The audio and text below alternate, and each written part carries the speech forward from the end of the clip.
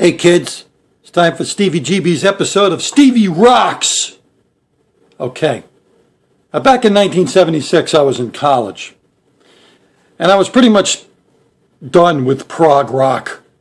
I mean, prog rock was good, but all my prog rock favorites were starting to put out albums like Tales from the Topographic Oceans by Yes. Peter Gabriel was talking about leaving Genesis. So, next thing you know, I was starting to listen to jazz. There was nothing else out there. And then all of a sudden, I went to Record Stop in Ronkonkoma, and there was Jimmy Nippo behind the counter, and he said, "You got to listen to this band." And he puts on this band. It was four guys in leather jackets up against a brick wall. And it went like this. You know who I'm talking about. The Ramones. The Ramones are my third favorite band. That's right. They changed my life. I think if it wasn't for the Ramones, I would have stopped listening to music altogether. That first album floored me. At first I thought it was a joke, but then I started listening to the lyrics. Greatest band ever. They were like real misfits. You see, the problem with pop music today is you got all these bands like, was it Echo Smith? I want to be like the cool kids. But they look like the cool kids. You can't be singing about being a loner or being bullied when you look like one of the bullies. It doesn't work. The Ramones look like head cases. And never so much could you dance to music with lyrics about Nazi Germany and mental illness. We were all cretins back then, and the Ramones were just singing along with us. It was great. They were great. Saw the Ramones a bunch of times, live, loud. They did their songs 3 times faster than they did on the record. It was unbelievable. It was mayhem. I saw them at a little place called Ubi's OTJ in West Islip. Right now it's like a radiator place. Is it radiator or radiator? I don't know.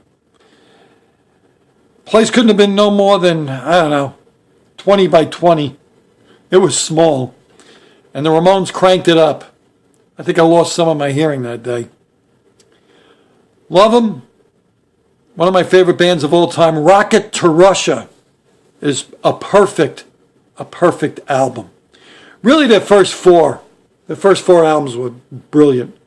I kind of lost it at the end of the century. They started getting a little too Phil Spector. Joey was trying to be Ronnie Spector. Love Joey and Ramone, one of the greatest singers in rock and roll history. Everything about them was great. Like I said, first 4 albums, Ramones Leave Home, Rocket to Russia, Road to Ruin, perfect. End of the century, Rock and Roll High School. They kind of made a comeback in the 80s. I liked Mondo Bizarro, I think it's called. Too Tough to Die, good album. They did a cover album, I think it was called Acid Eaters. That was kind of fun, all covers. Their last album was good, Adios Amigos. It's a great song. I don't know what album it's on, but Bonzo Goes to Bitburg is one of the greatest songs ever. But the Ramones, number 3 on my list of my favorite bands of all time. They were punk rockers. They were never really understood back then. People hated them. I lost some friends when I started listening to the Ramones. But I didn't care. It was punk rock. And it introduced me to a lot of great music. I mean, I didn't even know about the Velvet Underground or John Cale or any of that great stuff until I started listening to the Ramones. It opened my world. It was great. Late 70s, man. Greatest time in music. 76 to 79. Greatest 4 years.